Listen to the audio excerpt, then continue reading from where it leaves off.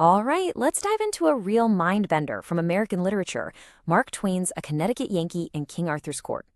This is a story that, let me tell you, starts off as this wild, funny adventure, but it ends up somewhere truly dark, a real nightmare. Chillin', right? Ye were conquerors, ye are conquered. Those are basically the last words of triumph in the entire book. It's a curse, really, delivered over a literal field of bodies. The guy saying it, a magician everyone thought was a total fraud. And he's saying it to a man who truly believed he had beaten the past. So the question is, how on earth did we get here? Yeah, this is the story of how one guy tried to completely remake the world, and how the world just completely broke him in return. It's this epic clash, two different ages smashing into each other. You've got magic versus technology, faith versus reason. And it all boils down to this one really tough question. Can you actually force people to be better? And maybe even more importantly, should you? So let's start at the beginning. A Yankee in Camelot. Our story kicks off, believe it or not, in a 19th century factory. And we're about to meet a guy who has no idea what's coming for him. Okay, so meet Hank Morgan. This guy is the definition of a Yankee of the Yankees. Super practical, runs an arms factory back in Hartford, Connecticut. And he's proud of it. He says he can make anything a body wanted. Well, one day he gets into a disagreement with a guy named Hercules. Yeah, Hercules. And a crowbar is involved. Next thing Hank knows, he's waking up under an oak tree, and there's a knight in full shining armor on a horse just staring down at him. He's not in Connecticut anymore.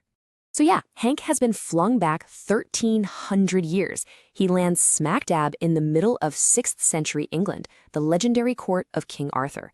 And the culture shock? It's instantaneous. I mean, think about it. You've got his world, 19th century Connecticut, all factories, progress, democracy. And then you've got this world, 6th century England, with its castles, superstition, and a king. It's science versus magic, know-how versus, well, widespread ignorance where pretty much everyone is treated like a slave. And this is where it gets really interesting, because Mark Twain himself tells us what he's up to in the preface. He says, look, he's not trying to be historically accurate here. He admits the customs and laws he describes probably weren't what was really going on in the 6th century. He's just pretending that what was there was even worse. See, he's using the idea of Camelot, that romantic fairy tale setting, as a backdrop to make fun of injustice. Not just ancient injustice, but the stuff he saw all around him in his own time.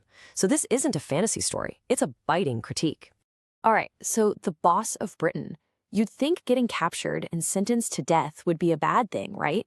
Well, Hank Morgan sees it a little differently.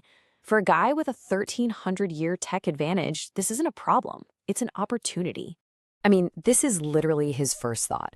If it was really the 6th century, I would boss the whole country inside of 3 months. No fear, no how do I get home, just pure, uncut 19th century American confidence. It's like manifest destiny packed into one guy.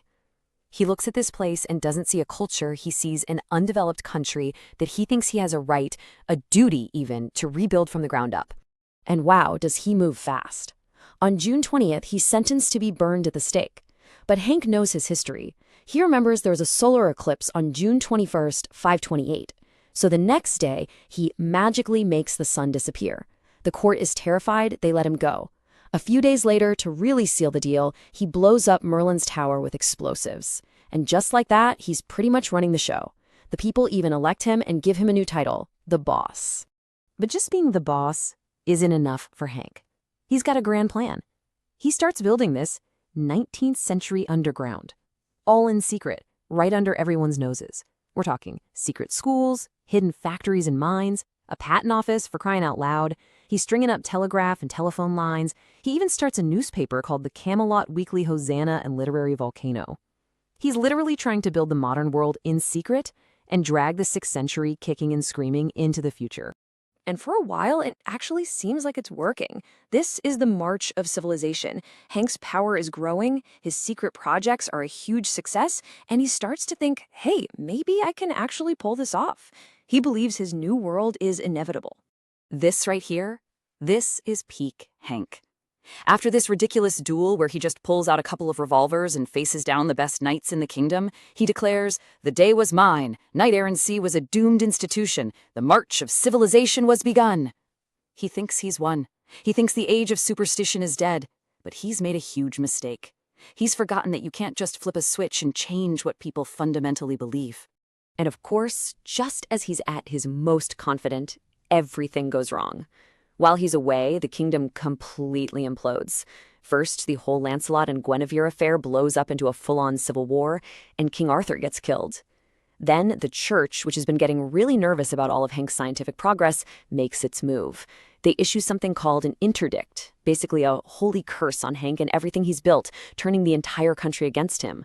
When Hank gets back, it's to a nation in total ruins. His factories are smashed, his followers are gone, and every knight left in England is marching to kill him. So, this is it, the Battle of the Ages. This isn't just a battle. This is the horrifying apocalyptic climax of the whole story. It's Hank's 19th century dream versus the 6th century world he tried to just delete. On one side, you've got Hank's army. 52 kids. That's it. 52 loyal teenage boys, but they're armed with the deadliest weapons the world has ever seen. They are all that's left of his grand project. And on the other side, 30,000 knights. The entire remaining army of England, all united by one goal, to destroy the heretic and his machines. The battle begins, and it's just pure, unimaginable slaughter. Twain's description is brutal. The whole front of that host shot into the sky with a thunder crash and became a whirling tempest of rags and fragments. Hank just flips a switch, and a huge network of hidden landmines goes off. The entire front line of the charging army is just gone. What comes next is an absolute massacre. He's got electrified fences, he's got Gatling guns, the knights don't stand a chance. But here's the twist. They win, but at what cost? He and his boys are now trapped inside their own fortress, surrounded by a mountain of 30,000 bodies. Their victory has turned their stronghold into a tomb. They've been conquered by their own dead. So what's the takeaway from all this horror? Well, that's where we get to Twain's dark warning. The end of this book isn't neat and tidy. It just leaves you with this deep, unsettling feeling about what progress really means. So what are we supposed to think of Hank Morgan? I mean, was he a hero or villain?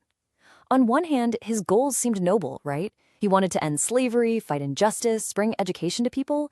But his methods, his 19th century tools, they led to the most efficient industrialized mass killing imaginable. So what matters more, your good intentions or the horrifying results? And this is where Twain is really taking aim at his own time, the Gilded Age. Let's break it down. Technology, right? It promises progress. But as Hank shows us, it's also a tool for mass destruction. Chivalry? Twain says it's just a romantic story people tell themselves to hide a brutal, unfair society. And power? Even if you start with the best intentions, absolute power corrupts. In the end, his point is that civilization isn't something you can just force on people from the outside. You can't impose it violently, whether you're a Yankee in Camelot or a major empire in the 19th century. So how does it all end for Hank? Well, he gets stabbed by a dying knight. And as he's lying there, bleeding, who shows up? Merlin, the one guy who represents everything Hank tried to destroy. Merlin casts a spell and puts Hank into an enchanted sleep for 1,300 years. Talk about irony. The ultimate man of science, defeated by a magic trick. He's cursed to wake up right back where he started, in his own time, a stranger who's outlived his own terrible dream. And that's the final haunting question Twain leaves us with. It was powerful back then, and it might be even more powerful today. When our idea of progress clashes with the world, when we're so sure that we know best, who ends up being the real savage?